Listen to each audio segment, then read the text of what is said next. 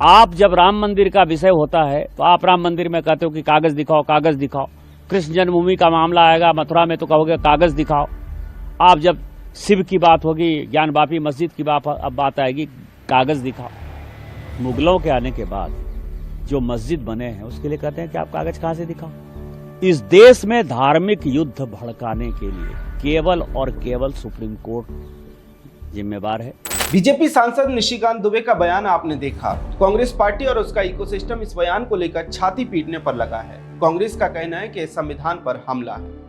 Are you serious? Are you serious?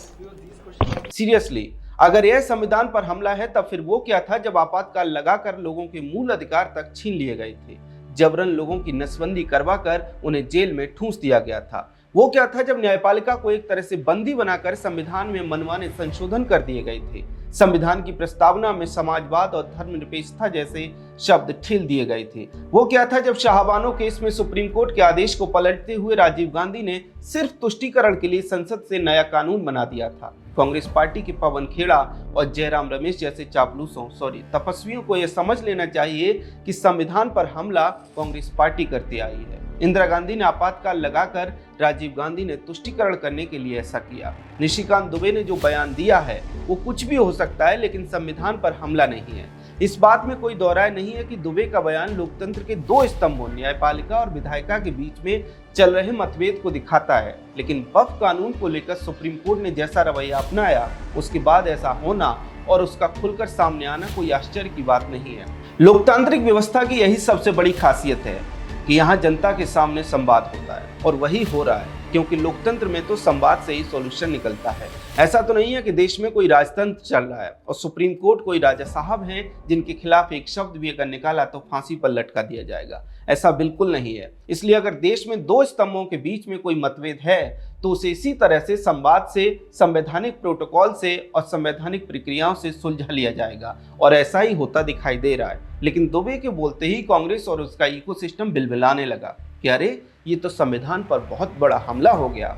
वैसे कांग्रेसी ecosystem को अगर संविधान पर वास्तविक हमला देखना है तो राहुल गांधी के उस बयान को देखें जो उन्होंने विदेश में बैठकर देश के चुनाव आयोग को लेकर दिया है। The election commission gave us a figure, a voting figure for 5:30 in the evening, and between 5:30 in the evening and 7:30 in the evening when the polls were supposed to have closed, 65 lakh voters voted.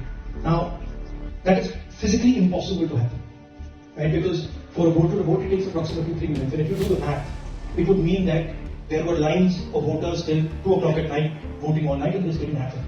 So we asked them, look, you have videography taking place, if we ask. They not only refused to give us the videography, they changed the law so that now you're not allowed to ask for the videography. So it's very clear to us that the election commission is compromised. It's very clear that there is something very wrong with the system. आपने देखा राहुल गांधी कह रहे हैं कि चुनाव आयोग compromise हो गया है। इसके लिए वे महाराष्ट्र की वोटर लिस्ट का हवाला देते हैं, जबकि हम सभी जानते हैं कि महाराष्ट्र की मतदाता सूची को लेकर कांग्रेस की एक कंफ्यूजन चुनाव आयोग ने कई बार खत्म की है। इसके बाद भी राहुल गांधी विदेश में बैठकर देश की संवैधानिक संस्थान के विरुद्ध झूठी बयानबाजी करते दिखाई दे रहे हैं। झूठे नैरेटिव से देश के लोकतंत्र को संदिग्ध करने का प्रयास कर रहे हैं। ये होता है संविधान पर हमला। इसे कहते हैं संविधान पर सीधा आक्रमण। इससे नेता निशिकांत दुबे ने न्यायपालिका के एक फैसले पर असहमति जताते हुए अपनी निजी राय रखी है, क्योंकि बीजेपी अध्यक्ष जेपी नड्डा ने तुरंत स्पष्ट कर दिया था कि पार्टी का उनके बयान से कोई लेना देना नहीं है। सवाल है कि कांग्रेस को अगर किसी सांसद का निजी बयान भी संविधान पर हमला लगता है तो कांग्रेस तो ऐसे लंबे समय से करती आ रही है। वो क्या संविधान पर हमला नहीं था? जब राहुल गांधी के सारे मोदी चोर क्यों होते हैं वाले बयान पर डिफेमेशन केस में उन्हें गुजरात हाईकोर्ट ने 2 साल की सजा सुनाई, तो तमिलनाडु के कांग्रेस नेता मणिकंदन ने कहा था कि जब कांग्रेस पार्टी सत्ता में आएगी तब उस जज की जीभ काट लेंगे। क्या ये संविधान पर हमला नहीं था? इससे भी बढ़कर 2018 में जब वामपंथी इकोसिस्टम ने तब के सीजेआई दीपक मिश्रा को सिर्फ इसलिए टारगेट किया था क्योंकि उनके नाम के पीछे मिश्रा लगा था और उसे कांग्रेस पार्टी ने सपोर्ट किया था। सिर्फ सपोर्ट नहीं दिया था बल्कि तत्कालीन सीजेआई दीपक मिश्रा के खिलाफ कांग्रेस पार्टी राज्यसभा में इम्पीचमेंट मोशन भी ले आई थी। तब वो संविधान पर हमला नहीं था। सिर्फ इतना ही क्यों, तत्कालीन सीजेआई चंद्रचूड़ ने जब इलेक्टोरल बॉन्ड मामले में सरकार के खिलाफ फैसला दिया तो वो बहुत बढ़िया जज थे, और जैसे ही पीएम मोदी ने उनके साथ गणेश चतुर्थी पर पूजा कर ली तो उनके खिलाफ वामपंथी कांग्रेसी इकोसिस्टम ने जमकर नैरेटिव चलाया। क्या वो संविधान पर हमला नहीं था?